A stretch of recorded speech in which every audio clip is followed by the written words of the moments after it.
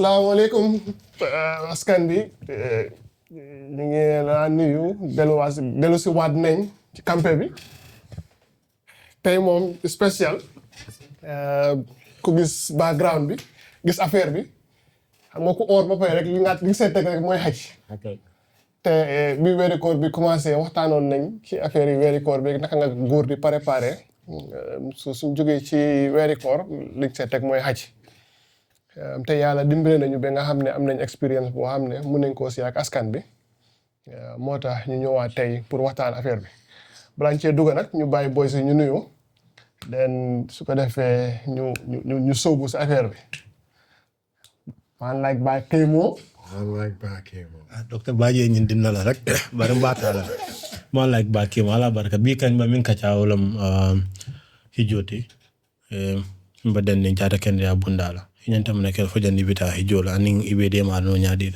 ala baraka baake ok xanaa di gën a kontaan rek dellu si waat ak yéen si Campeh Jambarr bi pour waxtaan ak yéen si mbiri Hajj bi ñu bàyyi Dr. Sohna jiite affaire waaw maa ngi leen doon nuyu tey ñu ñoo seetaan xam naa ne nag gars yi dinañ laaj lan moo war a indil Hajj bi si campé bi ñun nag yëpp la ñu laal lépp loo xamee ne nit ki balaa nga si dugg war nga jéem a xam sa wér-gu-yaram fu ñu nekk rek ñun dinañ si laal gunge leen ba fi ngeen war a am tey nag moom ñu am dog waaw di xoos mbir mi waaw so okay sëñ Alaaji Times 5 bi di nuyu askan bi yëpp dellusiwaat tey si campé bi tey pour jànga ñun foog naa dañ sant yàlla bu bari bu ñu xamee ne dog mu ngi bokk si campam bi waaye ku bari xam-xam la si mbiri Hajj te dafa mel ni ñun ñëpp loolu ku nekk jullit rek si 5 pillars of Islam yi la bokka so ku nekk loo dee ñaan yow nga toog ba mun a yóbbu sa waajur yi Maaka wala yow nga toog ba mun a dem fulfill sa pillar of Islam so kontaan si torop nag dog pour paree jànga su ko defee incha allah ñun ñëpp ñu toog ba booy def Campeh Jambarr dem Maaka incha allah campé si ron kaawa Campeh Jambarr si ron kaawa daw ne Campeh Kaawa lu bari xëj na si de comme ni Omar wax rek ñu bari nañ wonda waaye ay docteur ak ay nurse di waxtaan ay pharmaciste di waxtaan affaire yi Maaka waaye lépp lu nit di def dafa war a wér balaam cee dugga te xam nañ Maaka wala Hajj dafa nekk loo xam ne ni lu soxla kàttan la lu soxla doole la te ñun suñ société bi fii comme ni nga ko waxee rek li ñoo ñaan yàlla yóbbu sa papa Maaka yóbbu sa yaay Maaka soo xalaatee balaa nga yóbbu sa yaay Maaka fekk yaa ngi 40 50 sa yaay lu ma war a am wala sa papa lu ma war a am is already 60 70 te Hajj demanding boo xam ne ki am 60 wala 70 dina struggle to go through it comme niñ ko waxee yàlla dimbale nañu depuis 2018 ba léegi ñu ci business yi Hajj xam nañ bu baax what it takes to do it and xam nañ bu baax lan moo doon nekk challenge moo tax rek tey ñu ñëw ne nañu waxtaan this was last year that was 2022 well generally, these are one of my favorite moments. 2022, this was post-COVID, when Binyuanye population be to half. That was one of a very special year. So more than you could easily sit at the Kaaba and take your pictures and chill. People that generally know me and follow me know me, this is one of the favorite things that I do. And sometimes something wonder, Hajj you're enjoying it. But won't be tired. This is just 2 seconds to take a picture. What happens before and behind that is usually things that we don't talk about. But just to deep dive, this was last year, like I said, ñu ngi pare jóge Medina ci jumaa Yonent bi sallallahu alayhi wa sallam di waaja dem Maka pour umra. Desal boy. Team Afro wala team? Oh! Team Afro. maa ngi team Afro. Team Afro. So solidarity, have your mouth moment. Afro. When I was growing up, ku xam suma xam na ne affaire kawar bokkul si. And the love that I have with my mom, I had to keep my head low, but I love my hair. And I try to journey to Afro last year, but I had to cut it to Makkah. I was just saying that I think this was a heartbroken moment, and I don't think I want to do defaat loolu sama boppa. Why team Della bi moo gën a clean. waaye team bi moo gën a clean. non waaye team afro bi man moo ma faj. moo la faj. afro bi jàpp na ko nag. afro bi daf ko Afro bi jàpp na. ñu bàyyi waa comment bi ñu dégg lu ñëw wax.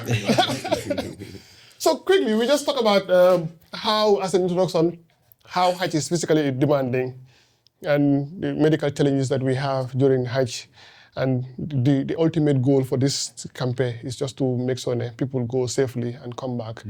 More the ultimate goal. Risk during Hajj. Gambia, Sutange Betanga, we are 38, 39 degrees. In Makkah, it can get to 55 degrees. And Lulu, I cannot even explain how hot that is. Solna Dala Musa is motonke. What? Yeah. Forget it. Every year, tanke na futa because of heat.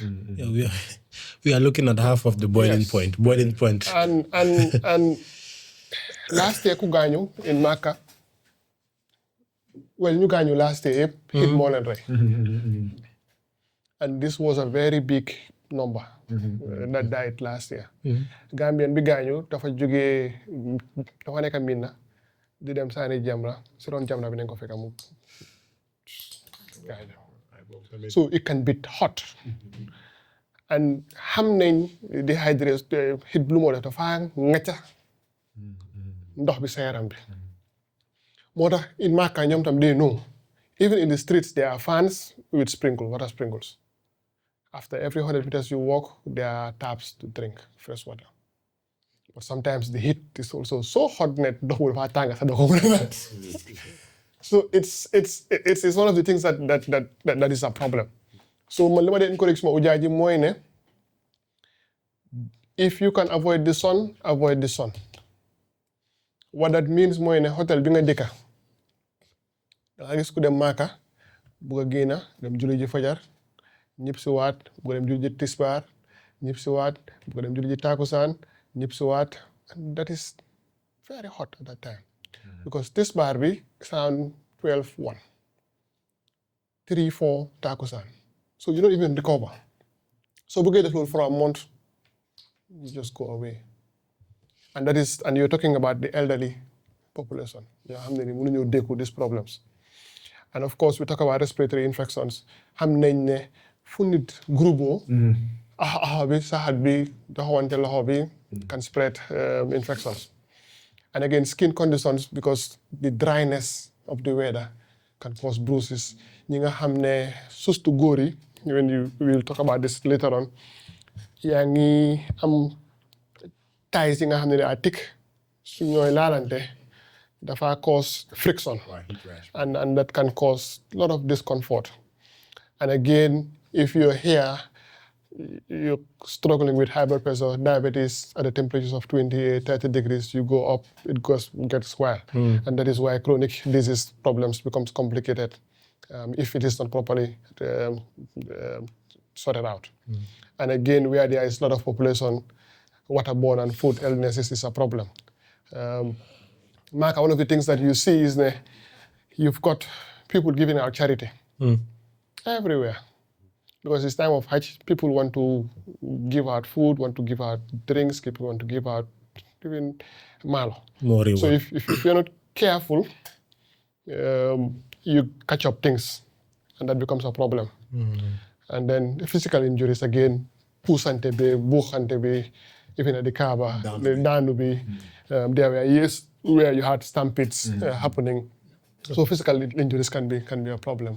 And like I said, one of the commonest problems is just the heat that can cause blisters, mulaka tankai. So you are things that we need to be careful about. So generally, what we say preparation be, what am I there one legi, tolu nañ fo xamne you cannot just tell somebody ne surprise na da nga dem Hajj. na waaye doguma la sax bala ñoo dugg si boobu. Bëgg naa nga wax ñu your first experience, because that was the first time ban at la woon. 2018. And you were how old? Just 30 years old. So tell on you for because I think it's very uncommon for xale at that age. younger. nga dem Hajj. Après bala ngaa dugg si pre-medical check-up bi sax yow sa experience lan la woon lan nga yëg sa yaram bi lan nga def pour aar. How did you prepare mentally, physically? This is a story I've not said in public before. I was a physician, but I'm a physician. The reason why I go to Hajj is not because I pay from my pocket. I am taken to do work. So I'm an escort. So it's good to clarify some of these things. I used to work at Sharab. And this was in early of 2018. I didn't own a car. I had a bike. I used to live in Brusubi. So I used to bike from Brusubi to Sharab. So I was a beset. Liggéey. So I got the bicycle with me. We had a woman who had a surgery and needed dressing. Mu ngi dëkk Kotu. Obviously, so I ride from bike from Sarap to Kotu to Bruce bi da nga romb Kotu. I ne ko hay du problem mun naa la pass by ma la dressal. I did it for free. And I didn't know who she was. I didn't know what she had. Because man, once you are a patient, you're a human being. You dimbale ko be wound bi wér. This was early 2018. Sometime in May, April, my sister used to work in Farafenni. I went for a weekend to Massetic. One evening, the woman just called me and said, Doc, the one mark and under. Oh, wow. That's how it happened. And I go, Yeah? And that's just how it started. Oh, wow. And this was April, I think, and we had to go in July. This was also a startup company. This was our first time. So I go with Jatunyai Kaira, my sweet mothers. So we say, Maneka Araji Bundau, Momota. And she had been an amazing person to my life since she came into my life. Pasaka, Linyu Bole is before the Hajj.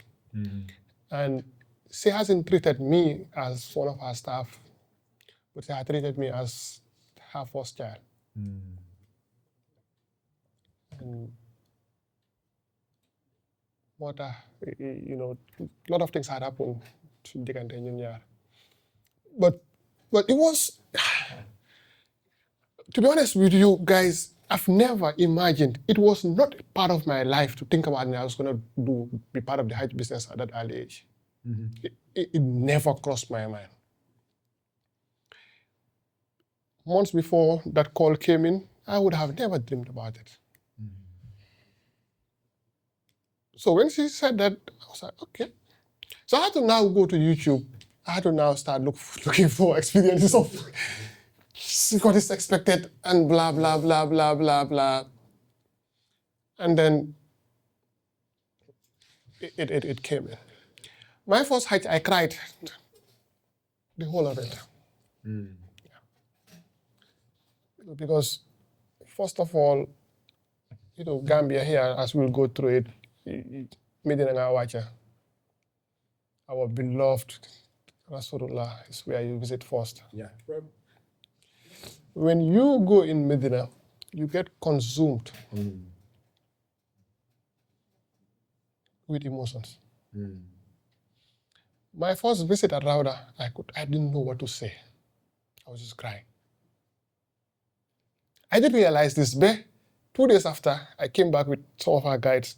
Needed to have to go around before we were speaking Arabic because he was open. He was open. That's when I realized what had happened the day before. But I also had my chief guide, Kima Andalon, Sheikh Mahfouz. He's a little bit older than me. but he took me as a brother and helped me through and taught me so many things. Because he was also experienced, Makala Jange, so he knows the way out. And now, when I go to Hajj, I'm beyond the doctor of the company. I'm also a logistician, I'm an administrator. Okay. So you see me going into collect pilgrims from the past, from the immigration, sorting out passports and sorting out those things. A lot of things that happen. But it's an amazing journey. Where when I went the first year, this was 150 people that I went with. And you had to help 150 people At some point. to achieve what they want to do. So you are on call the whole month. You don't sleep. And it's 30 days. Yes, 30 days. You don't sleep. You have to be on your feet. Because they expect they've paid their money for the service. And you have to provide it. And also, you have to fulfill your obligations as well As a Muslim. So you are often at times caught up with helping the pilgrims and jaamu Yàlla itam to get the benefits of it. But the amazing thing is that there are times you are hamne. For example, when we're in Medina, you're together with them in the tent. Do hame kan moy doctor do hame kan moy kan. So that makes it easy. Why you have any? The way they describe it, moy sin doctor go la pa bobu. Because 2018, So, yeah, 2018. 2018. So 2018 we went, me alone. 2019 I went with Aja Fatou, alhamdulillah. So she's Hajara times She's Hajara, no, she's Hajara times 2. Times 2. Yeah. 2019 in under. 2020 COVID came, there was no Hajj. 2021 there was no Hajj. 2022 I went alone. 2023 I went alone. 2024 we went back together. And you took all of us with you. Yeah. Donc su nekkee And- foofu ñun ñëpp la day yóbbaale. And the moral of the story, why I'm sharing it today, is I could have charged and say, pay what $300 if for dressing. Easy money. It probably would have solved my solar at the time. Ko amee bicycle dem liggéey kay xam nga ne sukuram mutagul si TV. But out of that goodwill, this is what had come. Parce que tey today Hajj is almost $500,000. Yep. That's something point in it. If I've done 5 times $500,000 is a lot of money. How many couples are lucky to go and do this lifetime milestone together? So lu ñu war a sant Yàlla la. But again, I watch a guy saying sometimes some people you owe them a favor is better than you owing them money. That's true. Because favor is invaluable. Money is $5,000, $3,000, and you pay it and it's over. So sometimes in your life you do certain things you're hamne, you think that you are the loss, but you're actually gaining. And we are in a time where hamne, things are difficult for everybody. So it's difficult for people to understand these things. Why sometimes the reward comes better. So back to medical checkup. It is mandatory in Gambia to do what is called medical clearance. What usually happens is pilgrims go to the central hospitals and get the medical clearance done, and then they take a medical certificate to say they are fit or unfit to their agencies.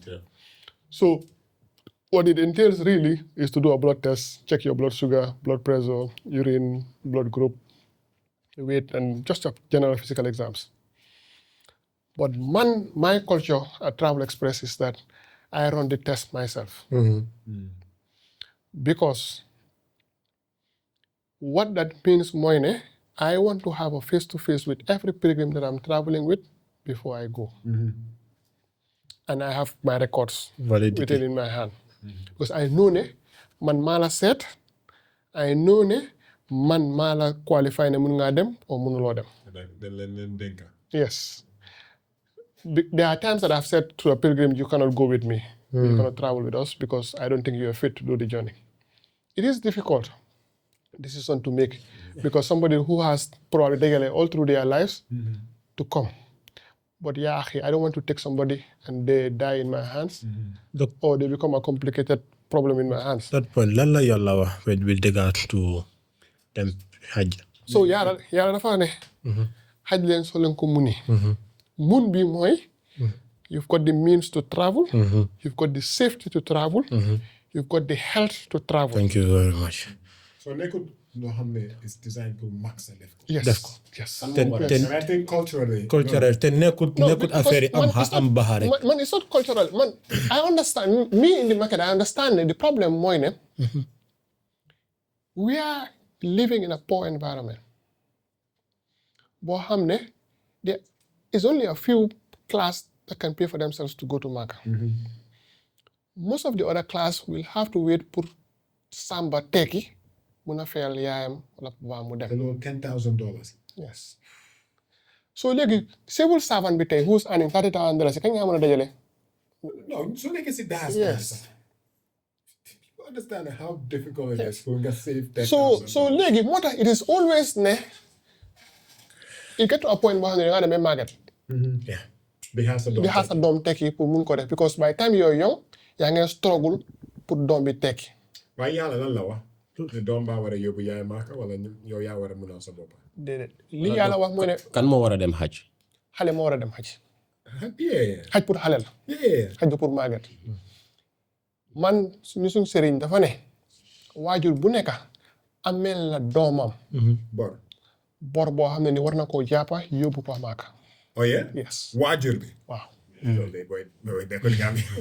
moo tax Baye Niass bi Baye bi moo dunda waajur yaa dee xaar pour doom yi moo yóbbu tax leen. Baye Niass bi non wax na dëgg boo xoolee arab moo tax Baye Niass bi moo dunda soo xoolee ne tali ajam yëpp doomam yaa ngi ko wóor. Kay ba pare ñii nii sax. arab yi da nga kuy ànd ak No. the whole family. Ak Hausa Nigerians. Yes. Papa bi. ñoom ñëpp laay bu private jet. mu yóbbu doomam yëpp Hajj. ba pare ñoom even ñoom some of them comme mais bu njëkka waa dañ la is Hajj. yóbbu. so mu tax Nigerian si young Nigerian si so you see Màkka si nga dee xam xaalis. Yeah. ak seen Màkka. you young Nigerian si Màkka waaye fii again maybe we will sit one day and talk about ahi waajur ahi doom. Ouais. Why? Let's not get into there. Let's just come back here. But generally, this is the problem. So sometimes you're in a very difficult position to tell somebody, ne duma la muna ànd ak yow because you're not fit. Because you understand, ne this is what they have been hoping for their lives. But again, I want people to travel with me and be able to do what they require and come back in safety. And that is why, man, like I said, I was saying earlier, I do my investigations myself and make sure that they are all healthy and prepared. Because the other thing that also that we have to understand more, I've got the statistics, by the way. I have a data from all these things. Almost every year, out of 40% of my pilgrims, I diagnose them with high blood pressure or diabetes. Yeah? Oh, yeah. 30 to 40%. Uncontrolled or controlled? Uncontrolled, of course. Some they come and they are 180, 120.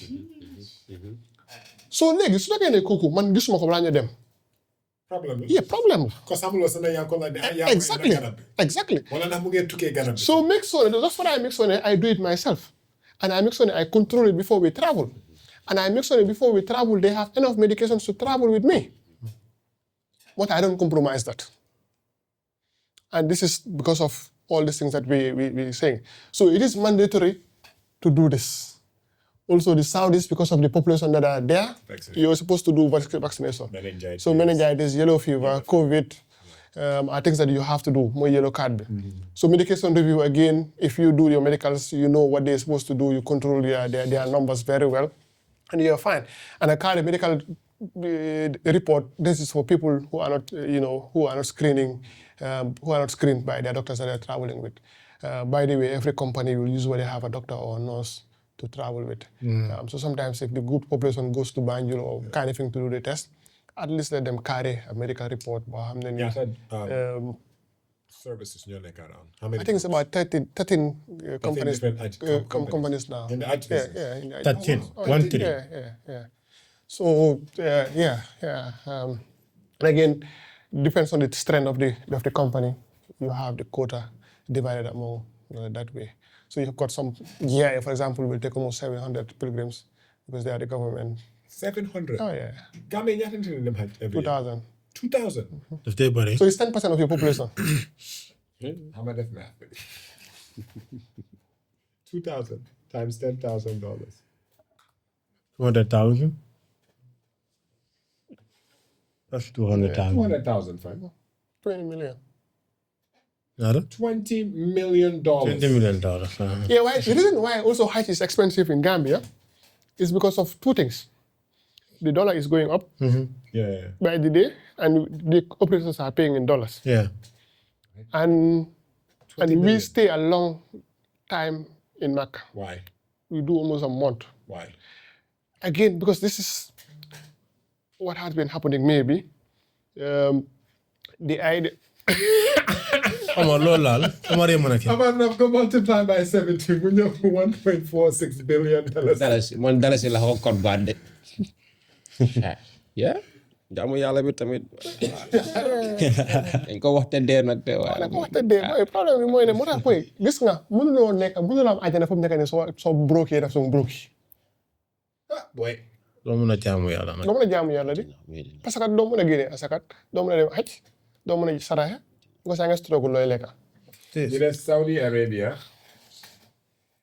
generates $12 billion a year for Saudi Arabia. And this is their get a staff money. Yeah. Even poverty set up the rate. I'm saying it. Jaamu yàlla. When you have the time of Mansa Musada for the devalue currency they can use So, prescription medications, we keep on emphasizing and saying it in Campeh, if you are hypertensive, if you are diabetic, you need to take your medication, Yeah. And the important thing is that it's strong. So pain medications are worth taking. Antidiarrheal because of foodborne things that you're worried about. Antihistaminic because of the flu and all the coughs and all the allergies that are going on. ORS. And ORS, of course, if you're talking about dehydration. So these are things that we worry. First aid supplies. Usually now the doctors that go with the group will get that sorted out. And Saudi also have improved a lot with their ambulance service. Really? Yeah. And hospitals. And hospitals. Within 10 minutes, the ambulance will come to you in your hotel. Yeah. They've done. 12 billion. Like mom going. So sun protection is something that we don't do there faratal. Why is something very important. Get a sunscreen and apply it to your skin when you wake out. Can you do this all sunscreen? Because we are black and But you're not just with a dude boy. It's still harmful though. Well, the belief is that we repel the rays, but it's still harmful. UV dafa dugga de. Dafa dugga. No. You don't do sunscreen? Never But I tried it. only do in Makadak. Yeah? Few of I do. That's my daily. Man, I don't. Why in Maka? This other thing. My face cream with that damn sunscreen. Wait, man, the man, the boy, you am coward. Man, I do sunscreen small boy with it. Every day. Man dem suma war tara. Boy, Moo tax dog yeneen daf dee ñëw morning del bi saay. Del bi Wax nga secret bi. Yeah. So sun protection is very vital. And again, one of the things that I did not talk about here, more in a year, as light as possible. Pure cotton. So can you Bassin boy doko sof. Gas neel. Bassin da ngay dee. Gas neel. Bassin da ngay xanaa nga mel ni benn paa ma du buñ ma Why ordinary am na ko def foofu mbasa ñu berries. Doon ñetti moom. man xam naa ne daal man I my Friday in Medina Munawara I will solve my waram. Like that sunset. Wow. Man la dog so. There are stories of it. man my Friday in Medina Munawara am na fi benn saal boo xam ne rek Medina la maa ngi war a moom ba mu baax. Taka. Baa du beneen naar yi.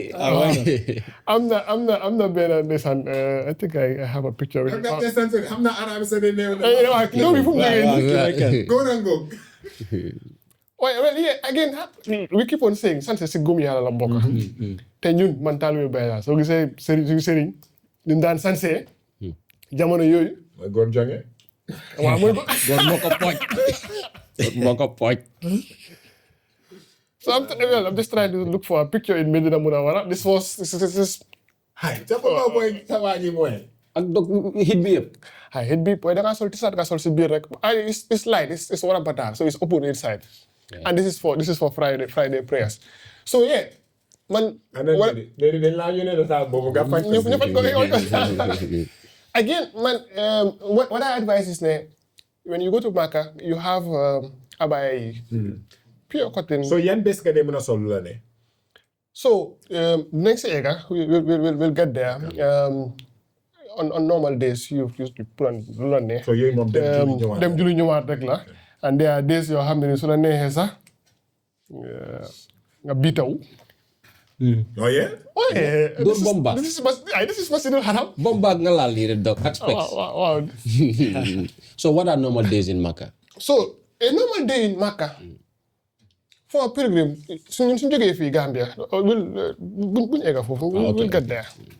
So tips, stay hydrated. Loo naan ci ndox xeeb ko in Makkah. So more than 2 liters? Not more than 2 liters, up to 3 liters. Waaye ñu ne bañ 7 bu bare nag di jàppa war a jàppa. Loolu la benn Again, du nekk a problem because you have street toilets. Inside the mosque, you have toilets all over. Inside the mosque in Medina, every 50 steps there is a toilet where you can go and pee and it's always clean. And it's always clean. You have a cleaner station in there. Cleaners, in fact. So yooyu moom. ba pare comme ku dem Maka comme sa diet naka la war a mel ba nga xam ne du la disturb di la yaaxal sa aj bi noo ko war a defee. So again, staying healthy moom, we keep on saying it. Nit ku nekk is based on the person. Unfortunately, you go as a group, and these are things that you cannot control.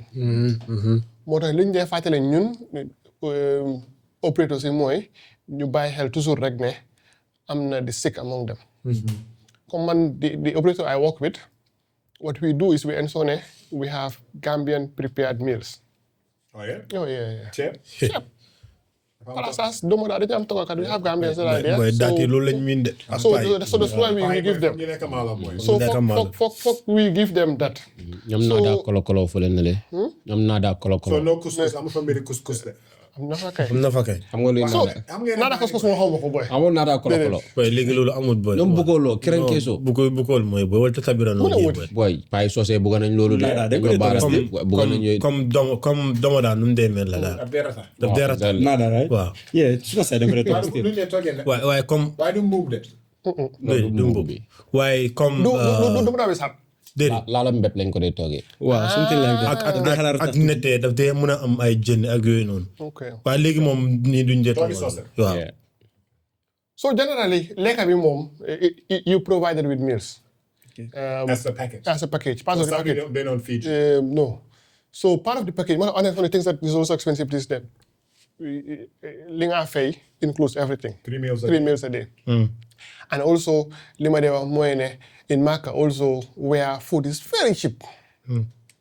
And you see everything in the streets. And now you've got all the brands as well. Wow. In Maka. Yeah, Tubabi Nyone. KFC. KFC, you name it, everything they have. So prevent heat-related illness, as we said earlier, heat stroke is how you try to prevent it by avoiding the sun, especially the peak hours of the sun, and then putting on light stuff.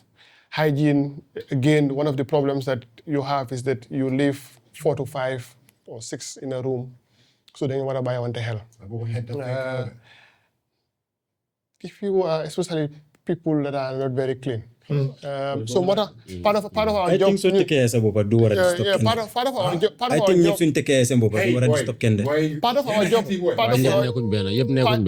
Part of our job with sensitization is we prepare them with those things. Naka nga toppatoo toilet bi, naka nga toppatoo sa boppa, naka nga amee axi ñi nga dëkkal si room bi. Who's gonna dig up So head read them first.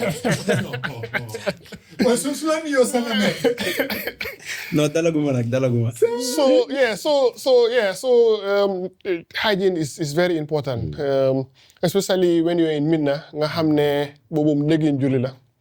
you have sa lal bi nii la mel mbaar la sa lal bi nii la mel kii nii la mel kii nii la mel amul benn space foofu nga julee foofu nga nelawee foofu nga defee everything. How far are the showers pour sangu ndax ni dañu am joti sangu foofu di nga sangu waaye rang bi mu ngi mel ni fii Banjul moom laa laaj seen bi boy ñeneen ñi dañoo nëbal de set 2 days rek boy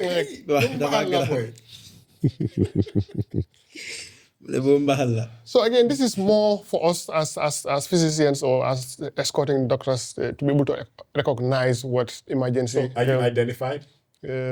So do people know that you're a healthcare professional? Yes. So when you go with your team, they know this is their doctor designated for the team.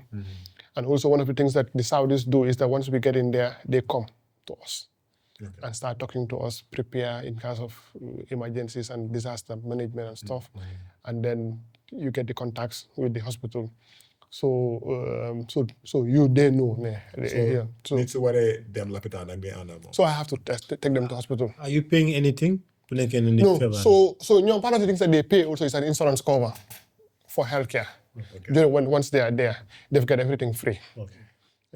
So if you have somebody that needs to go to hospital, what usually happens is you call the ambulance, they come, you give them the story of why you need them over the phone, and then they come prepared. No, they never So some of them, the medical profession, can speak English. Okay. Sometimes you struggle to get some on the phone. Somebody on the phone who cannot speak English, and then that is where you tap Arabic. Part of my biggest dreams now is to be able to speak Arabic fluently. It's not too late to study. I know it's not too late. I think Nebo most said like why yes. So but medical profession before the doctors they speak English, so you're able to talk to them and tell them, and also they are nice that you share the management with them. Okay. Yes, so you tell them that this is what I think is going on and this is what needs to be done, and you have that good rapport with them. And again, if they need to be admitted, you go on in and out watching over for them. And that is when it is difficult for the physician, because if you've got somebody admitted, put jamante lofitan bi jabante topato ñakasi facility bi, and that's when it's usually a handful. Hectic. And waaw comme dama la bëggoon a la tey communication bi yow Ojaaji comme naka la dee mel ndax du dee am language barrier ak so Ojaaji moom Gambians lañ it's either the Wolof or the Mandinka and again suñu amee people that are Sarahule or something there is always guides ñi nga xam ne dégg nañ the language and they can help so communication within Gambia ñun moom du dee nekk problem moom it's not a problem.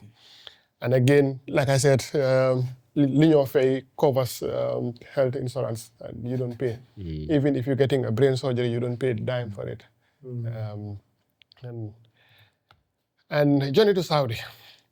So in Gambia, we do what is called Tamatu, Hajj.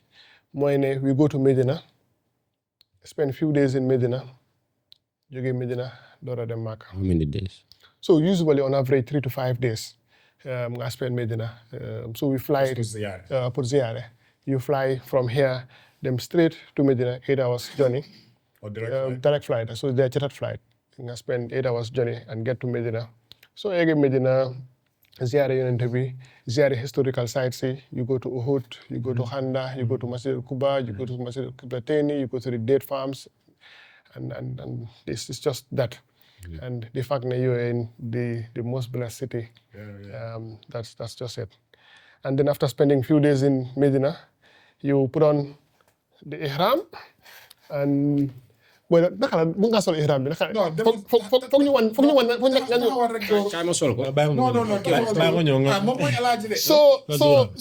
so when you're leaving Medina, we do tamattu. What it means you are intending to do Umrah, then take off the ihram and prepare for Hajj. So ñaari yëpp nga dee defandoo. Yes. So loolu mooy the enjoyment Hajj. So soo solee sa ihram bi nga jógee Medina nga jaar si mikaat bi Zul Hulayfa comme li Yonent bi defoon nga am intention to do Hajj then smeeku then dem defi sa Umrah. Then so defee Umrah nga baabu when you get to Makkah, really, So the other thing that is just to put a picture to what is from Makkah to Medina is about 6 hours by the bus. The bus ngeen di jël. Bus in jail because they're not supposed to drive. So it's a hectic thing to do. So you spend 6 hours on the journey. Nga ega Makkah, noppale ko tuuti 2-3 hours ñu la ngeen dem tawaafi. Nga dem ci tawaafee kaay bi ku nekk su gisee télé bi xam na foofu nu mu dee hectique. Ñi di la bumax fii ñi di la pousse fii xamuñ ne tee nga ñëwut ndax yaa ngi sonn seen yoon nekkul si. Benn yoon nga lay tawaaf. You tawaaf 7 times around the xam naa ba si benn bés bi. si benn bés bi. te soo fa jógee nga dem Safa ak Marwa. te boobu de loolu mooy. Safa ak Marwa soo ko defee 7 times correctly is 4.5 kilometers. Boobu mooy jihaad bi nag. It's 4.5 kilometers because it's 450 distance. And then when you do it 7, that is 4.5 kilometers, 3.5 kilometers. ñu bari doon foofu la dee doore di break down. So that's where you get tired. Then soo defee loolu so nga shave umra bi jeex na.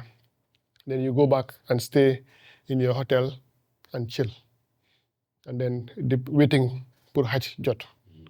So you can have 2-3 days relaxation before Hajj jot. Because to recover. Well, it depends on the days that you travel as well.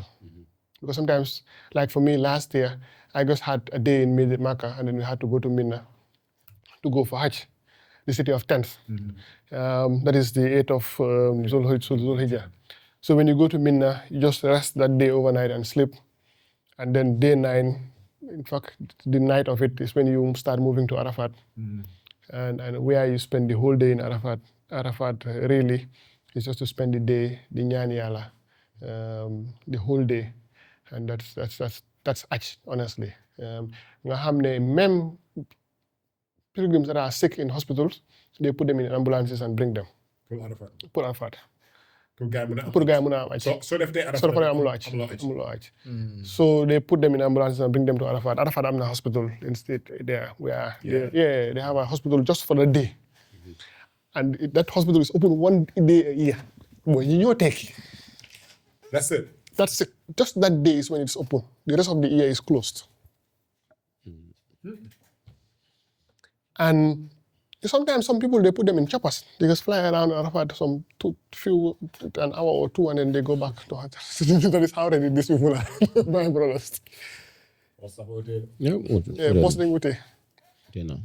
And then from Arafat, you move to Muzdalifah, where you spend the night. So boss will pick you up again from Arafat to Muzdalifah. Fufutam teach us to sleep and rest over the night in the streets. Muzdalifah amul dara is just mbedd la rek. ñu détecté dara fi mooy Gambia nga dem lal sa basang te da nelaw. So yow for sa xeer delluwaat Mina. So that is the Tobaski day, Tobaski morning. So soo leen bàyyi xel day 1 Mina, Arafat, Muzdalifah, Mina is the busiest time of Hajj. It's the time when you can just break down. It's the time that you have 3 million doing one thing together. But when people are here enjoying their Tobaski, people are dead there that day. Then once you go back to Mina, nga dem Sani Jamra.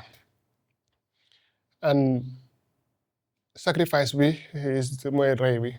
People don't do that here. People don't do it for themselves. You also part of the package that you pay. They ask you to nga jënd sa xar bi, and then the company does that and kill for you. Then soo jógee si loolu nga dem Sani Jamrat, first Jamrat bi nga dem Sani Jamra. So with the way Sunnah is designated is from there da nga continue dem Maka pour def tawaaful ifaada. Waaye ñun Gambia we don't do that. Because if you go through all of these things and you have to walk back to Makkah, tawaaf, Safa Marwa, magi mënuñ ko ental. So sunna bi may nañu tam ñu xaar ba after 2 days of Mina ñu delluwaat door koo def. But some people who are young and vibrant, they just go and get it done and come back. Again, there was something that I wanted to say, Fatina. Why this is what happens. Then nga simi ihram bi nga ndelu simi ihram bi. So there are 2 options pour góor. Preferred option bi mooy nga ndelu waaye mën nga wàññi sa kawar bi rek. And then nga simi ihram bi mooy Tobaski day bi. nga sangu ba set. xanaa dañ dee seetee kawar sobe. kawar bi dañ ko dee xoolee sobe. Déedéet well when people ask the prophet xam nga naa di seen kawar bi ni mu mel. When they ask the prophet ndax ñi wattu nag mu ne leen yal na yàlla yërëm ñi ndelu. For 3 times. So scholars yi took it ne ndelu is preferred. to wàññi. And moo tax that is preferred. Waaye most of the naar yi nga xam ne seen kawar yi noonu they just chop it. Jigéen moom they just cut a finger at the tip of it. This length and chop it. I know some people, some guys that are rasta or something, they just cut si cat bi. Mais nañ la nga chop tuuti. Jigéen ñi doo leen leetu. Jigéen ñi? doo leen leetu. Soo leetoo sax da ngaa dog si toon rek. Loolu mooy dog kawar bi. I think it's just part of the sacrifice that you do. Because there are certain things in Islam moom topp rek mu ñu si fa. And again, then you stay in Medina. We see that Medina can be horrible. I don't know why I forgot to put a picture of it. Why? It's just where you stay for the next 2 days. Dem Sani Jamra ñëwaat jaamu Yàlla just quietly. That is where the whole Gambia stays together at that time. And then you just go back to Makkah and spend a few days waiting for flight to come back home. Then you do your tawaf, travel to Jeddah, get to get a return flight and come back. We have just summarized this in a very comprehensive way, but you need a lot of energy to do this. This is just a brief explanation of why you need to be strong and healthy to prepare for this great journey. Because again, these are lifetime journeys for some people. That you've waited your whole life to get this done, and if you're too healthy, too strong to do this, it's usually difficult. This was a picture I took in 2019. This was before COVID, and this was before the barriers came. This was when I loved Medina. One of my favorite places was just to sit there under the dome. The dome, as we know, is more team Funchul Yonent bi sallallahu alaihi wasallam. So it's difficult to go and sit in there. So what I usually do is just to sit here at the entrance. But now, when COVID came, they put a barrier there, and it's still there now. But this was the beautiful comments. Ba melam Yonent bi sallallahu alaihi wasallam fu mu nekk Medina la wala Mecca? Medina. Yeah. So this is the mosque in Medina. Okay. This is the green dome. Just to summarize, this is what we were talking about. When you arrive in Makkah from Medina, you do your tawaf, shave, and exit Ihram. Moy Umrah. So Umrah is complete. Then you wait till the 8th of Zulhijjah. You go to Mina, where the tents are. Day 9, you go to Arafat. Then Arafat, then collect pebbles and Muzdalifa. Then nga ñëwaat day 10 mooy bisi Tabaski.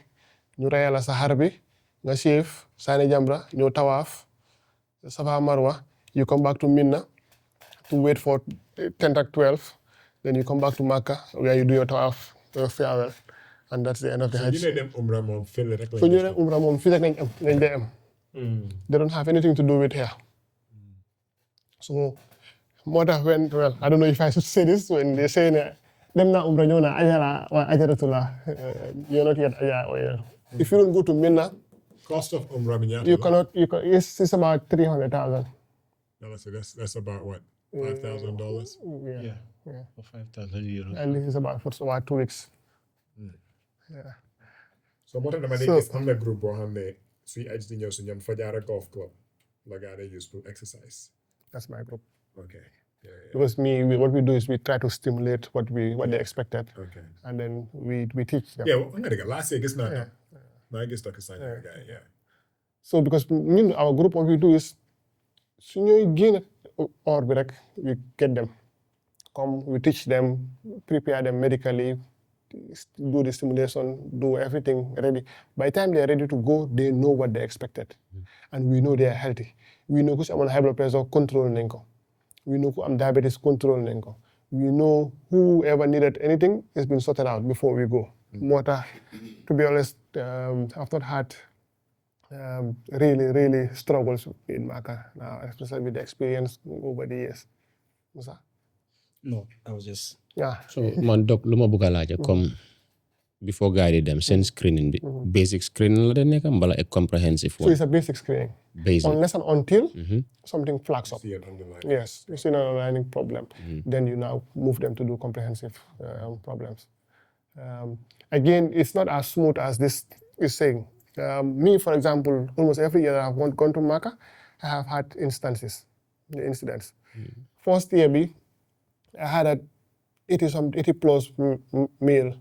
They don't jógee Medina di dem Makkah mu wàcce si hotel bi di ros mu daanu ama pelvic fracture hip bi dama and had to have surgery luckily for him and he was fine.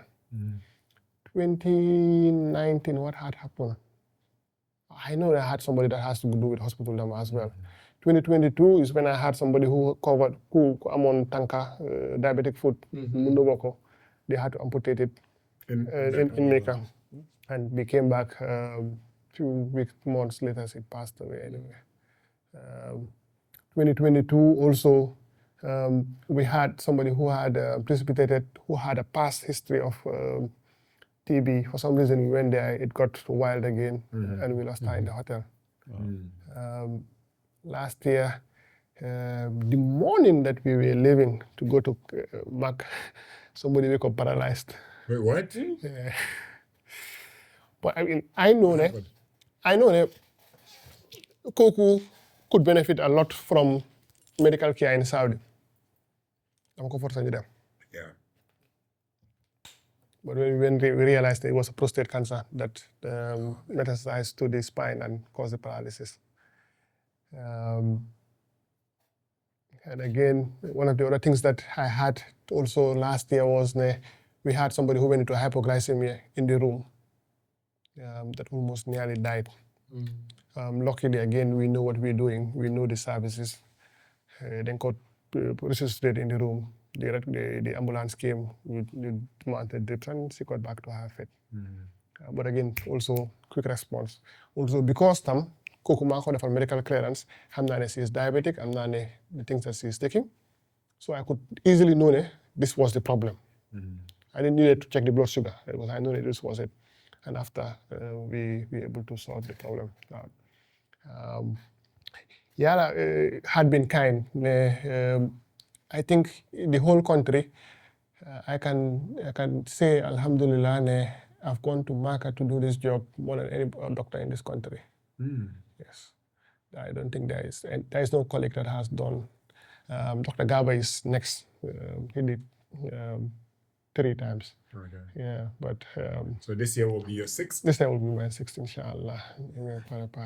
So with that experience, it goes to the next slide. We are organizing a masterclass. This was just a very brief presentation, but we want to get intending pilgrims, don't know what is expected for them, to reach out. And then we'll organize a date. We will do a masterclass to prepare them properly, a whole day session. Pour prepare them.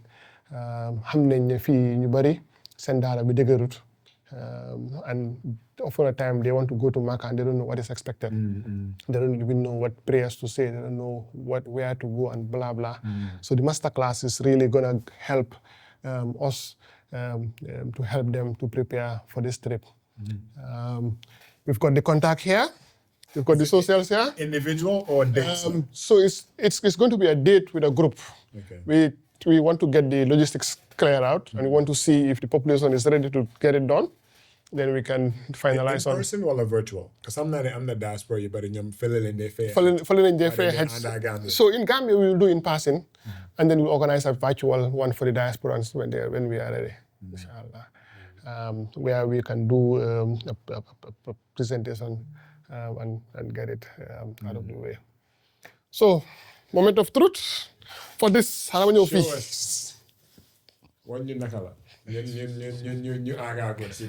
So, affaire Jambarr la xam nga. So, when you're putting on an ihram, you're expected to strip off naked. Comme ni la saya jure. Muy góor muy jigéen. Non, jigéen seen ihram mooy li nga ñoo sol. Seen yére. Jigéen yére bu mu mën a julee rek ihram la. Okay. Yes. Why you better than you? Gambia they take white. Why jigéen ñaar yi just put on abaya boo xam ne mud na rek. That's it. So equality is, I think, why God wanted this. This one comes in different forms and shapes. You've got a thicker ones. You've got lighter ones. And it depends on your body type. This is the one that I've been using over the years because I think this is the one that fits me very well. So again, malaanu la ak laxaso. Moom nga sol si nataal. Moom laa sol si nataal bi. So malaanu la ak laxaso. So I've got this. This is something that I've been also using for a while. So what would you advise? Nit ñuy dem ñu jël bii nii. So based on weather condition before. Based on weather, that's why this is nice because B, if you look at it, it's not very thick. Tàngaay bi, you can survive with it. There are often times where you don't go to a help because of how hot it can be. So because sooy ihram doo sol lu ñaw si góor. So doo sol boxer, doo sol shorts. Foofu laa bëgg na laajte. Wow, doo sol boxers, doo sol shorts, doo sol anything. So you strip. No, for me, for example, man, nga xam ne what I do is, because in Maka also, they design the toilets in a way boo xam ne ni you have the pit, you have the bidet, Muslim shower bi, and the shower up. So soo duggee bu sewee su la neexee nga teg sa ihram bi, sootee ko ba tooy xep. Non, benn place la ko def. Waaw. So these are 1, 2, 3 yeah. So this is where you can do everything. So duggee nga pour seven sama what I do is I just take the opportunity wékk affaire bi sootee ko ndoxam sootee tawel la cover it back up again and you just feel fresh again. Again, there are so many ways to do this. On YouTube you can see a lot of options. Waaye man li ma dee def rek mooy ne comme malaanu because again remember you have to walk. So doo takka sa tànka yi nga xam ne nii doo mën a dox. So you need to keep it as free as possible in a way boo xam ne di nga mën a dox. And that's just it. Understand nga def nii même free. Then you take the belt.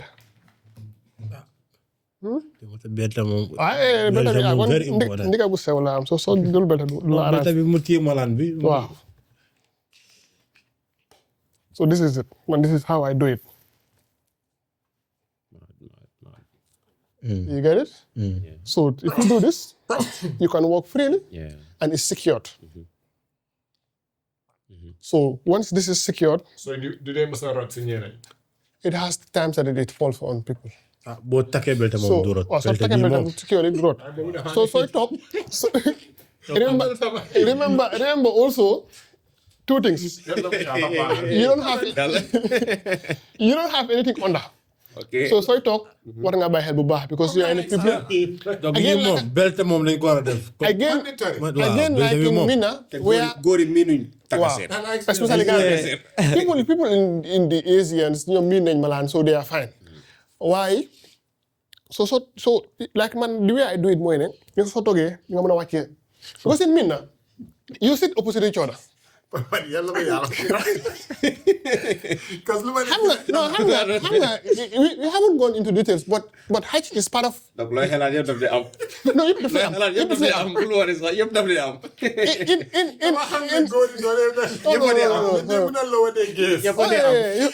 in so in reality Hajj is xam naa ko bu baax yëpp a di am. in reality yar la dañ laa yar. Because if you put on the ihram you're not supposed to even pluck a hair off. You're not supposed to do a lot of things. So in that discipline, it's part of the discipline. How about You cannot cut your nails. You cannot do any of those things. Dara ko génne sa yaram. So sooy toog da ngaa bàyyi xel am na ku tëra sa kanam nga defaru bu baax nga doon tëra nga doon toog. Hajj moom. non xaaral rek. Pour boy si la moom nu mu nuroo nii. nekkul pour mag. Non nekkul pour mag. nekkul pour mag de. non mag nu mu takkal lii. problème Nekkul pour mag. problème bu mag koo xamante ne mu ngi étti. wala xëy na dañoo sonn sax. dañoo fàtte And you do this for 3 days. 3 la. Yeah. mu def lii. Because So jógee on the 7th, dem Medina, balaa ngaa si so the 10th. It's almost 3 days. Yeah, man. And then it's difficult. So once you get this secured, the rest of it is easy. Beam, you just put it on top of you. It depends on how you want it. You just need to cover your upper body. Alaji. That's just it. That's just what you do. Yeah. But there are times you have to. It's so hot, you can't even do this. This is just what I do. So how about dama dey gis beneen style comme halfway nii lañ So halfway, if you are getting into Makkah pour Umrah, jógee Medina, your right, your left shoulder should be out because this is the one facing the Kaaba. So boobu you do it then Umrah ba pare. What am I doing? Nii la rek. Nii la. So this is when you're doing your Umrah. This should be towards the Kaaba. So pare, nga génn so nga delluwaat sa loxo. But this is just the Umrah tawaf. The other tawafs you don't need to do this. Generally, this is just what happens in Makkah. We keep on saying it's for the young, it's for the healthy, it's for the ones that are physically able. Not when you're very, very old. And if you have somebody going to Makkah, they need to prepare well. How about Makkah yoo xam ne they am urinary incontinence and they're 7 and boppa? So ñoom Pampers is out for them. So mën nañu soo Pampers. Pampers is out for them. And then they change. Even Gambia. Yeah. Pampers is out for them. The other problem also, the other advice more again, this is Campeh Jambarr. Some of them with thick ties, we advise always to put good moisturizing thing. Bala mo rocheku. They saf kay. So one of the things that we advise men is that to get good moisturization in Makkah, olive oil is very cheap. But personal hygiene be boy man. So when you're in Islam, you're not allowed to touch perfume. So Mbaxal bi dina di de. Naxee ngay. Mbaxal bi so moom in Islam, you're not allowed to touch perfume. I'm gonna ma jaxal boy. And Anyways, mbiri yàlla la. So donc man lu ma bëgg a laaj comme xale yu jigéen yu dem Makka nga dem fa ba pare gis fa mbaax. Li mbaax. Waaw door nga de. period. No, That's a good question. Xaaral dem ba pare gis sa period. So what we do is, again, part of the preparation, moo tax nga war a gis sa docteur balaa ngaa dem. Okay, pour xam sa cycle bi fan la. We usually give them medications yoo xam ne family planning that will delay the period. Da ngay ñib si. Waaye again tam I have seen number of times where they took these medications and they still come. Because Yes, yàlla moom su ko neexee lu ko neexee moom kenn mënu si dara. Waaye boobu the ustaas will help you on how to adjust. And it depends on also, the most important days really are the days that you are in Medina.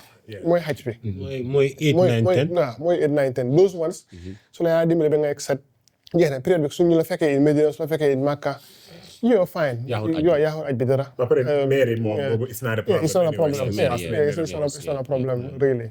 And generally, su la fekkee si biir li bi nag moom.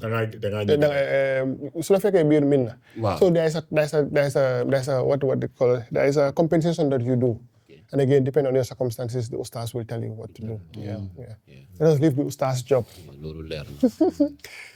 So one of the things I advocate waaye for. doc fu moo xalaat yéen tamit war nañ si ñëw. Xam nga samay wàlli pour xale yi te caaxaanu ma de am na yéen a góor mënuñoo gis jigéen te duñ ko sexualize. te óor na ma ne soo melee nit your whole life nekka Maaka du tax. doo def yenn. Support dem foo xam ne. I've ba pare dégg nga dañu waxante dégg tamit am na ñoo xam ne they sexualize black women. Right? Non dégg la dañu waxante dégg soo mun ngaa nekk. I have seen where men will raise jigéen in the car. Loolu laa la nekk biir Maaka sax foofu laa bëgg a ñëw sax foofu laa bëgg a ñëw nii. So if you see naari su ñooy tawaw seen jigéen yi dañ leen dee cover. Dañ leen dee cover. Barrière team. Man moo tax wel am Adja Fatou Seck sa kanam she's in front of me. Boy góor dafa sick de. dañoo sant nga ne da nga dem boy nit ku bon la rek. xalaatal ñi solo loo xam ne sax bari na cover. nit ku bon la bu ko bon rek. nit ku bon la rek. maa ngeen laajte. te weeda bi foofu dafa tàng de. Parce que bii soo solee lii nga wax dëgg la. soo solee bi dafa tàng nit ku bon rek la. dëgg soo solee lii nga am erection. yëpp dañoo xam ne. waaw yow loolu dara non boobu kay daf ko téye nii rek da nga xëcc limite nii rek donc du daaw moom war maa xalaat nii man dama dee xalaatee. No, but it's true. It's true. I agree. So Hajj is not for the old. Ku mun a Hajj bul wax ne dama xaar ba ma mag pareeguma suma baakaar yi jeexagut damal nga Hajj. waaye boy $10,000 bi boy. boobu boy bi rek. It's only gonna get worse with the years coming. waaye boobu la ñu war a seetaat la. parce que jaamu yàlla war a seet waaye yooyu dafa nekk yoo xam ne lu tax mu seer daf ne nga def ko soo ko munee. déedéet waaye lu tax mu seer lu tax Hajj seer. Hajj, because like I said, two things. In Gambia, you're racing against the dollar. non but bu njëkk bi seeru non nekkut in Gambia rek worldwide Hajj dafa seer. Yeah, because again, also you need to understand that Mecca are now doing business. tourism la di. It's tourism. xam nga jaamu yàlla bi moom moo tax. You should now understand ne Mecca are now doing business. business. man xam nga dama dee wax ne you have to be careful noo dee waxee about religion. right dëgg la yàlla daf ñu ko sant. waaye bu njëkk bi possible toon yàlla xam ne loolu $10,000 lay jël. mu dictate Saudi Arabia tamit ñoom suñu waxantee dëgg dañ def lii économie lii tourism exposition la pour ñoom $12 billion a year nga ko liggéey sa biir dëkk si mbiri jaamu yàlla loolu yaa ngee wax ne léegi da nga war a am privilège pour complete sa Hajj bi te loolu the average Gambian man xam naa ñoo xam ne daf leen dee send into poverty pour yóbbu seen family members te daal bi soo ko yóbbee boy ñu nekk diaspora bi sax man xam naa ne even ma amoon liggéey boo xam ne maa ngi liggéey xaalis bu bari pour génnee $10,000 boo xam ne mu ngi nii waaye loolu dafa doy waar rek soo lu ñu war a gestuwaat la because si religion bi dëgg Hajj warut a nekk $10,000 so if you can do it now don't wait till you get into so ñun balaa average Gambien bi di tekki mun naa dem $20,000 parce que am nga léegi tamit mun ngaa sàcc xaalis ba pare yóbbu nit maak moo tax soo biir ko sa ma laajte la ñan ñoo war a mun a dem Hajj buñ si duga wala yàlla digital xaalis bi fu mu jógee ñun boobu buñ si duga ñun nañ duga si ku naka ñu di wéree dem maa koy ñëwaat waaye dog ku war a dem Hajj kooku warta dem Hajj ji ku fetel xaalis yi jàmbur kooku lu ma ko Hajj bu demee tamit xam nga ku amel nit bor ñu ne warta dem Hajj balaa ngaa dem fayal sa bor yi islam loolu la wax balaa ngaa dem fayal sa bor comme ñëpp xam nañ yàlla moom ñaari mbir yéene ak lu nga mën kenn du nax yàlla dafa mel ni xar rek waaw kenn du nax yàlla yow boo naxee nit ñi depending on foo amee baxa bi waaye society den la ko dee xasee non yóbbuloo sa yaay maaka ba tey yóbbuloo sa papa maaka ba tey yow tekki woo dara yow doo dara si tekki checklist bi la bokk di kër moto maaka that's check so xaalis bi fu mu jógee booy léegi ñun foog naa suñ society xar religion daf dee tax nit yi benn seen morality because of society right ñun doo wane xaru la te léegi xar fu mu nekk nii booy ñaata leen day it's almost 20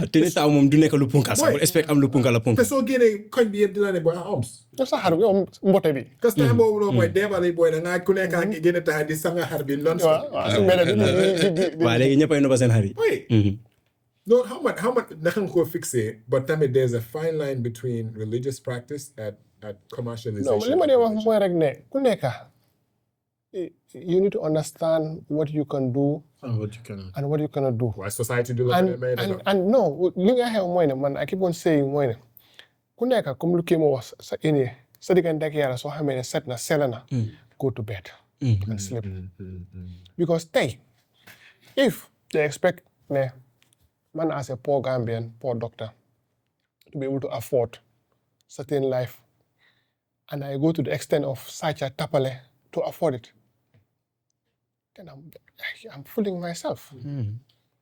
Then what it means mooy ne you can't even qualify that kind of person. So people need to have independence. independence mooy ne what the society says you develop a thick skin for it mooy ne yow you should be able to convince yourself ne lii mënuloo ko and period. So economy bi ni mooy demee nii it's safe to say that majority of Gambian men duñ mës a mën a dem aji. Is that fair to say? Yes. Huh? unless and until tapale bi Ñu continue. doon waxtaan mbiri ñu ne yóbbu $15,000 si net te loolu liggéey bu baax la Gambia. Naka ngay lijjantee $10,000? No. Almost impossible. Even sooy ñibbi ak $300,000 a month. Kan ngay mën a save ba mën a fay $10,000. So dafa mel ni ñun fu mu nekk nii because we're poor the black man dañ ko almost discriminate against religious practice. Economic loolu la de. The poorest nations in Africa nga xam ne the average bread basket loolu yaa ngi wax ne ñu ko mun the rich wealthy Nigerians naari ñoo xam ne ñu seen dëkk lañ nekk ñoom ñooy ñëw it's cheaper for them yaa ngi wax ne majority of Muslims yoo xam ne ñu ngi practice duñ dee miss 5 daily prayers nga nekk Gambian you will never be able to afford going to fulfill your Hajj. te lii su nekkee ni la moo yokkee years to come comme numbers of Gambians yuy dem Hajj dafaa gën a wàññeeku dafaa gën a reduce. waaye interestingly nag in reality tey rek am na ku ma call ne dafa bëgg a place pour Hajj and it's already fully booked. ku ko fayal fu mu nekk. ah ku ko sponsor fu mu nekk. Diaspora bi tamit boy ñoom ñoo ñoo ko fay amul benn Gambien bu ko fay fii ñoo dee fay. amul kenn ku Because nekk man very rare xanaa nga am business some people ñoo xam ne am nañ business waaye pour nga gis civil servant business yi suñ mbokki wala suñ mbokki saraxule ñoo fi daa dem Hajj. waaye ñoom dañ because liggéey seen xaalis. dañ liggéey seen xaalis because ñoom they have the community based business. Absolutely. so ñoom they are the ones to able to afford it. Diaspora baa nekk di fay xaalis. ñoom ñoo seen rek te waaye ba léegi dafa saf dafa saf. mooy noonu too much 10,000. After buñ ñëwee tamit when they are back to the country boobu tamit leneen la. this is where I was getting Yeah, because buña. foofu laa doon Ka fole buña Triangle, la jëlal nag. seen triangle bi. Den la man triangle den la triangle bi jëlal. sax ko def xew Waaw dañ ko def man xew. triangle bi ma si gën a bañ mooy ne ku jógee Hajj yaa ngi sonn fekk def nga all these things that I've said yaa ngi sona Hey, even yow me feebar. as a young person to be honest I get crashed for almost a week before I recover. doo bëgg a gis nit sax du ma sax dara du ma saf. and nga ñëw ñaar ñetti fan la kaay ñu patil la o kaay ñu triangle la they do all sorts of things loolu kenn xamul that problem. and fu mu nekk nii tam also boobu also is wane wu. xay man sol naa or càngam. rey naa nag sàngam. def naa li suma Hajj. def naa so I don't know when poverty is going to end. waaye poverty du mën a end I don't know when poverty is going to end. xam nga suñu last episode bi ñu ngi wax nit ñoo xam ne mënuñoo afford garab because xam nga the truth mooy ne man when I came back from Hajj 2018 nothing happened. no Again maybe you were saying that dama demoon liggéey but nothing happened. Yes, family members came and said ndokale ko blah blah blah and salaamu alaikum that was it. That's it. None of our demee sax. And when all this, in fact, that was just when it happened. 2019 also when Ajak went, that was it. Well, after that, people don't even know I am back and in. I go and sleep. Last year, when I was going to them loud. yàlla ñu yàlla ne ñu mën a dem waaye So yombut de.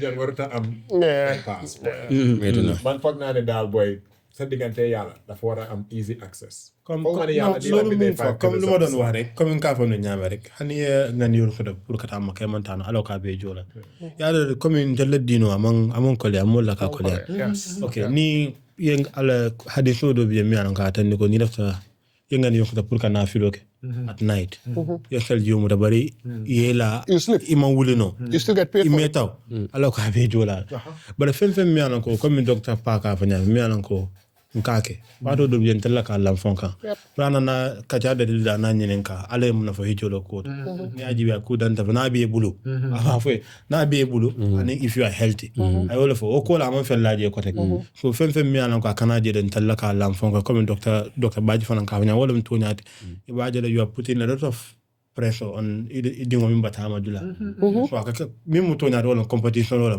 o mari ba ma sambale wala fa ma sambale mfanam ba sambale mfanam be nyin kala but jama kan nyina fam pour que la borol ni la jata kende a topoto folo den ni ta and wala gana kuma ta wala tana ne ka ta comme docteur paya fa nyame e la jata kende ani fi fama wala ba ma fa bitano to ñaara ni mu fata maka buña balam alhamdulillah bari mo la fi mo la waaye am na ñu ko dee plan am na ñu ko dee am naa ne am na ñeneen diaspora why if you plan it mbir yàlla la mbir yàlla like they mën a it can happen it might not If you go to Malaysia, Indonesia, where people have to wait for 5 years to go to Hajj, to mën a am space space because of the population.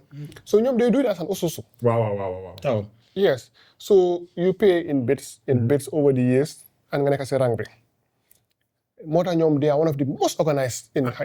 loolu nekkul innovation si service industry bi Gambia pour nga door di fay every single month Yeah, so the the company that I go with do that. I think we'll get there So exactly yeah, good thing we No, do that that. don't japan By the time you want to go, you pay installment. su nekkee 10 years soo nekkee nga am 35 years yaa ngi am liggéey right nga xam ne ok dama ko bëgg a fay over 10 years ma nekkee 45 ma dem yàlla su ma ko mayee every single year nga dugal $1,000 every single year nga bëgg a te loolu foog naa I think it's a way conversation pour mën a xam so mel ñu dee save every single year for vacation dégg nga la métti na waaye dafa saf de dafa saf So again, don't waste your money and go and do what is not required.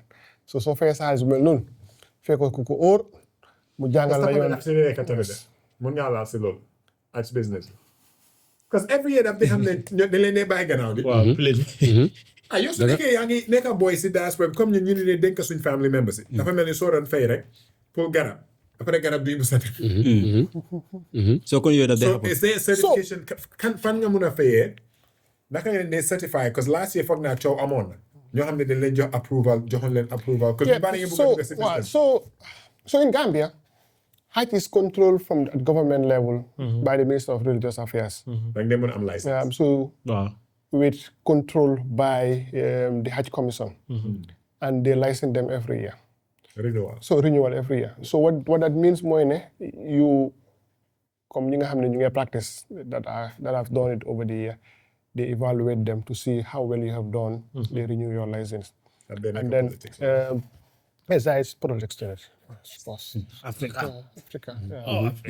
Of course. So we know firsthand ne in Gambia everything is politicized. And loolu bokk si li ñu sonal in many things, in many ways, including the health we're talking about and so many things. So this year, I don't know, this is something that I'm supposed to say. So fu mu nekk nii, well, the minister have woken up and told Gambia ne man maa ne Hajj is price X and that's what everybody is going to do. And dafa mel ni tey nga ñëw année ba rek nga ne Ismaila Amara deepen you're selling it at $100 irrespective of how you got it. Xanaa mu jox ma beneen $200 de mu mut.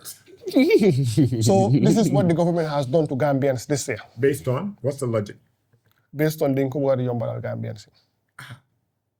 So yow soo nekkee provider.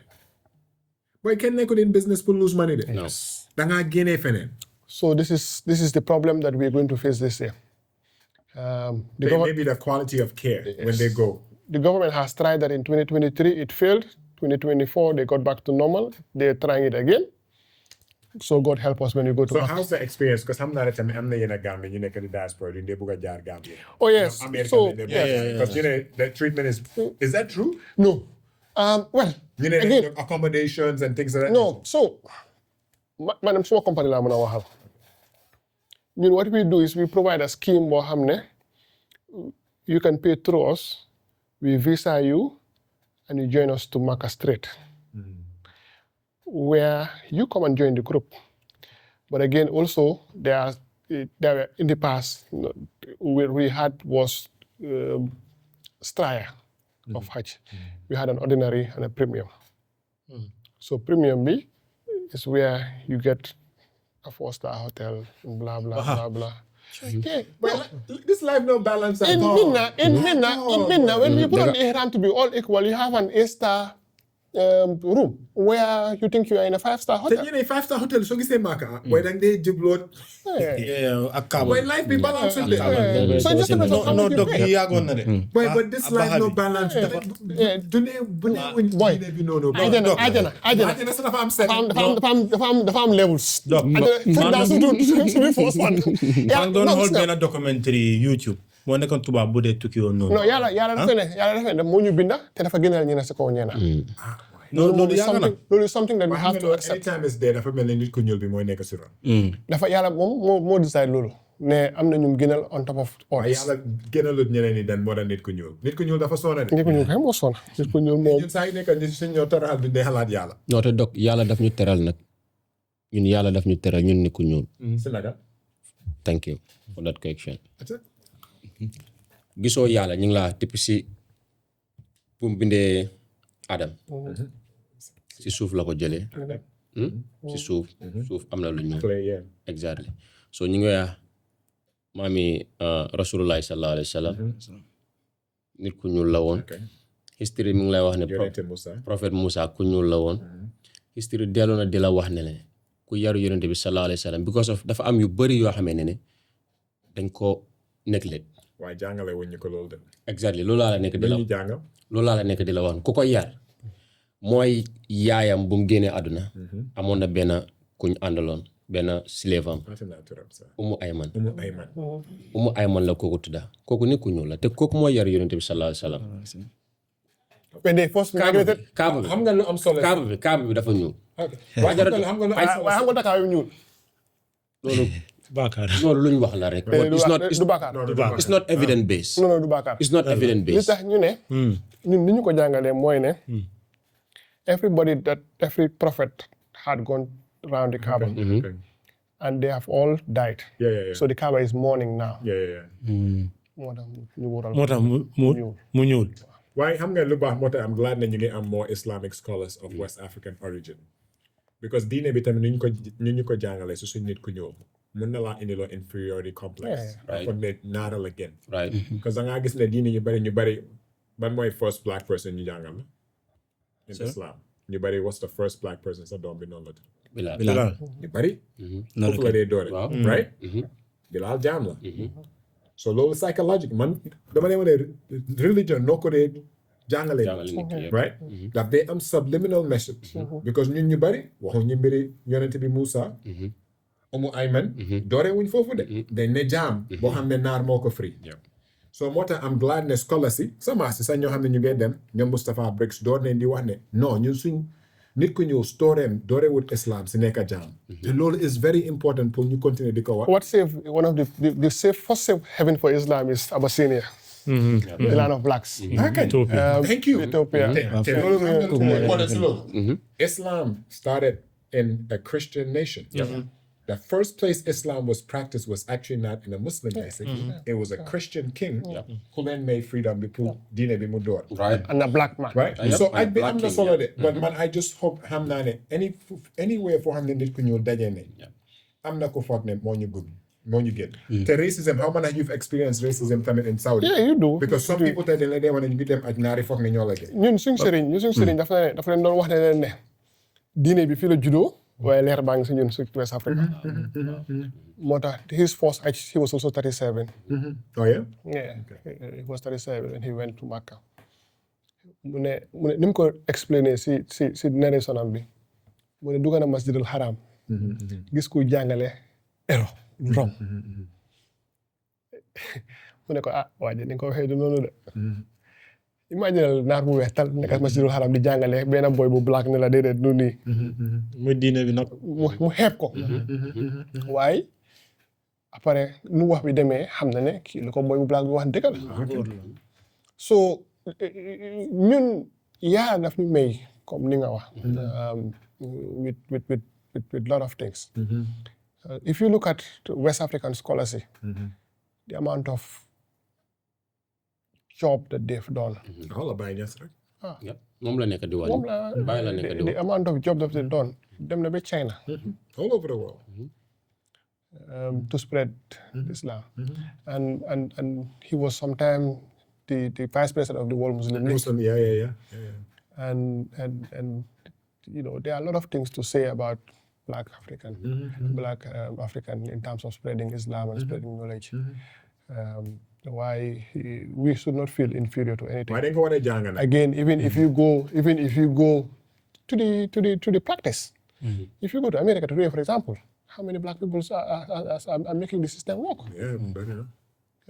So we are not inferior. ba pare comme xam nga naar yi ñoom like dañ dee wane ok yàlla wàcce na fa yonante so ñoom ñu góom sorry ñoom ñoo ñu génn ak yooyu noonu ndax bàyyi ngeen xel leena the reason la moo tax yàlla wàccee foofu like si naar yi la moo tax yàlla di wàccee yonante foofu is because ñoom nekkuñu woon nit yoo xam ne ñu jub leen woon ndax bàyyi ngeen xool loolu yàlla wàcce na ay yonante si ñun place yi because ñun ñoo nekk ñoo xam ne ñun we are straightforward since in the beginning waaye yàlla fu mu wàccee yonante rek xam ne those people they are lost yàlla dafa wàccee yonante pour mu teg gaay si yoon so loolu mu ngi laa woon how blessed we are ñun black ñun wàcce yàlla wàcce mu bii doon la Alquran wax exactly mu ne no matter how much you brag you people we are lost if you are not for Islam so Yeah, I mean, they rejected the Prophet sallallahu alaihi wasallam. Yep. Why Quraysh they go reject? That's why he had to go to Yathrib. That's fight. why Medina is Medina. they fight him But it's the farm solo, like pour ñun as black people, you embrace Islam te xam ne Islam dëkkut fen. Islam dëkkut fen. The religious teachings, man, su ma mënee change anything about my upbringing, Gambia niñ ma jàngale Islam, it should have been done from a West African scholar's context. Removal of confusion. Buki Banyas should have been something that they taught us. They should have taught us about Sheikh Amadou Bamba Serigne Touba. Because low yeb there's principles you're hamne. Buma dore miri Bilal. Now what I always feel uncomfortable about story of Bilal. They got like X, Y, and Z. My one need ku new slave la one, but Arab moko one na free, but bata mi dafa ne. So mom su bata mi ne hoton. non comme gis nga dog story Bilal sax lu bëri waxuñ ko si No, but niñ ko dee narré. loolu laa la nekk di la lu bëri Waaye ñu bari suñu wax nit ku ñuul fu ndee doore dina dee wax si foofu lañ jël doore si Bilal lañ jël comme noo ko waxee moom that's the hard fact but da nga xam ne Bilal am na lu bëri lu mu def yoo xamee ne ñoom jàngaluñ ñu ko dañ ko jël ñu sànni ko si But biir lu tax ñuy dee step story bi pour ne yërmande nit moo ko jox salvation. Man there's something yoo xam donc ne loolu yëpp amul njëriñ after all boo xoolee yonte bi bu mu laajtee gaayam yi am na kum dégga kan moo gën am na kum dégga tànkam bi ci gannaaw bu moo dugga arjan kan lañ wax Bilal loolu yëpp amul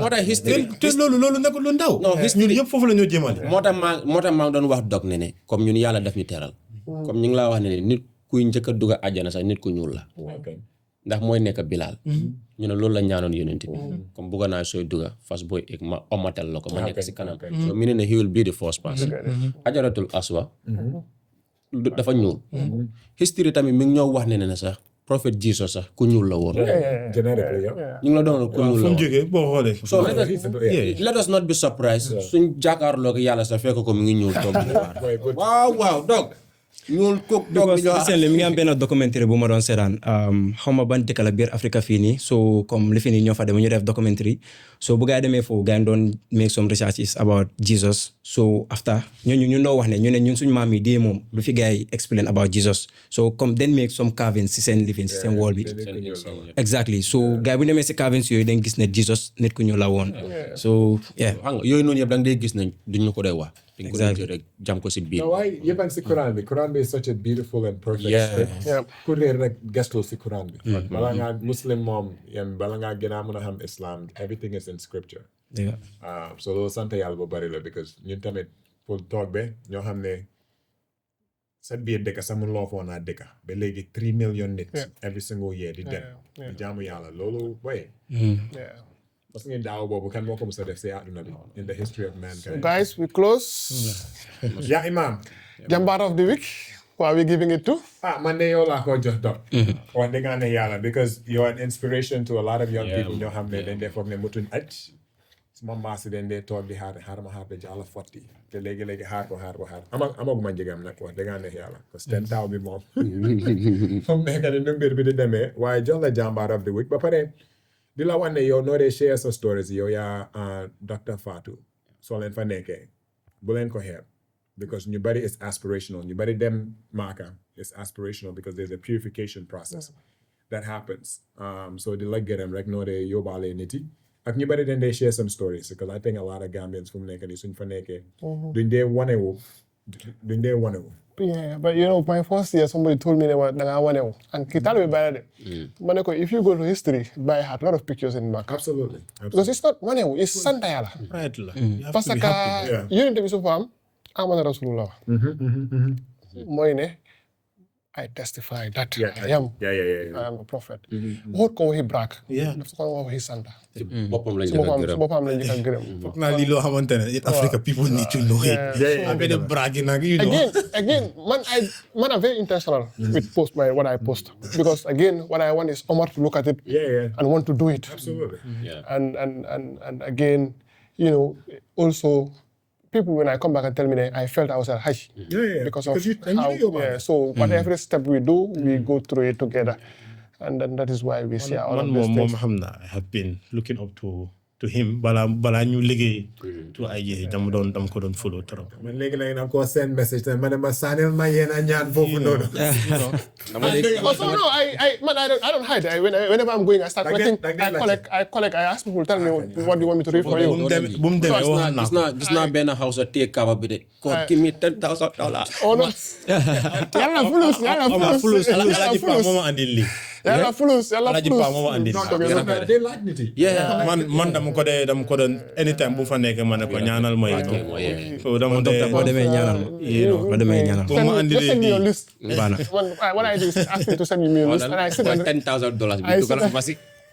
moom $10,000. man daal yokkal ñu rek yàlla yokka suñ man ñu gën a mun a jàppale ñoo xam ne ñoo soxla suñ ndimbal ñun ci biir IGH. Inshallah. ñu jël gën a nekk jullit. di gën a ubbi suñ xol bi ak suñ xel yaatal ni gën a mën a ut xam-xam.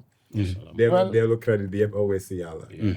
Man moom my Jambarr of the week is Jatu Njai Kaira. Hey, Auntie Jatu. Yeah, she is the one that had made this possible. Yeah.